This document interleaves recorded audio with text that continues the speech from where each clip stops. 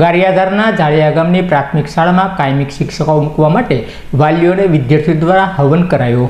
ગારિયાધારની જાળિયા ગામની પ્રાથમિક શાળામાં ધોરણ 1 થી 8ના 175 બાળકો અભ્યાસ કરે છે, પરંતુ શિક્ષકોની ઘટના કારણે બાળકોના ભણતર ઉપર માઠી અસર પડી રહી છે। ત્યારે સરકાર દ્વારા રમશે ગુજરાત બનશે ગુજરાતના દાવાઓ વચ્ચે આ વિદ્યાર્થીઓના ભવિષ્ય સાથે ચેડા થઈ રહ્યા છે, જેના અનુસંધાને સરકારને ભગવાન સદબુદ્ધિ આપે અને કાયમી શિક્ષકો શાળાને ફાળવવામાં આવે તેવા હેતુસર વાલીઓએ અને બાળકો દ્વારા હવન કરવામાં આવ્યો હતો। બાદ વાલીઓએ તાલુકા પ્રાથમિક શિક્ષણ અધિકારીને રજૂઆત કર્યા બાદ મીડિયાએ પૂછતા તેઓ શું કહે છે તે પણ જાણવું જરૂરી છે।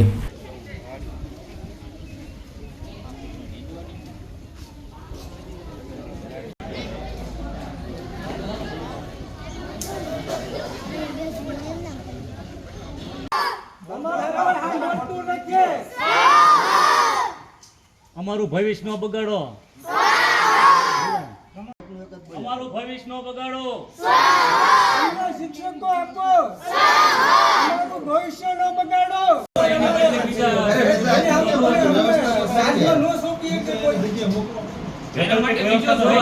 બહુ પારદર્શક પદ્ધતિથી આ બધું થાય, બરાબર છે। મીડિયાને પણ આ જ બાઇટ આપી, બરાબર।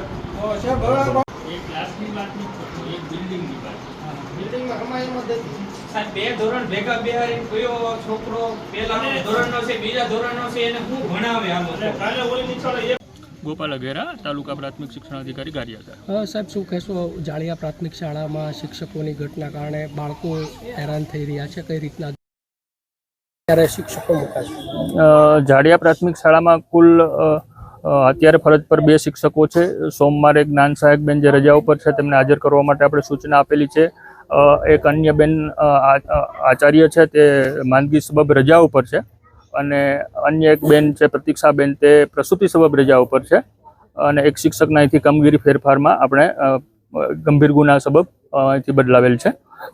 આગામી ભરતી અથવા બદલી કેમ જે પારદર્શક રીતે આપણે સરકારે શિક્ષણ વિભાગની જે સૂચનાઓ હોય છે એ મુજબ થાય ત્યારે આપણે એમને અહીંયા આગામી ભરતી અથવા બદલીમાં અહીંયા શિક્ષકો મળી જશે। સાહેબ, 175 જેવી બાળકોની સંખ્યા છે અહીંયા, જો હવન કરવા પડે એ કેટલું યોગ્ય બસ શાળાના ગુરુજી માટે, શિક્ષકો માટે? જો કોઈ શાળામાં શૂન્ય શિક્ષક થાય તો અમે અમારે પગાર કેન્દ્ર શાળાના આચાર્યને કહીને શિક્ષક મુકાવી શકીએ, પણ હાલ તો અમે કોઈ સરકારની જે પારદર્શક નીતિઓ વિરુદ્ધ જઈ અને શિક્ષક આપી શકીએ એમ નથી। સાહેબ, ગ્રામજનો છે કહી રહ્યા છે તાળાબંધી કરશું, ગ્રામજનોની તાળાબંધીના વિષય માટે આપણે એમને સરકારની જે પોલિસી હોય, સરકારની જે પદ્ધતિ હોય એના માટે સાથે મળીને સમજણ આપવાનો પ્રયાસ કર્યો છે।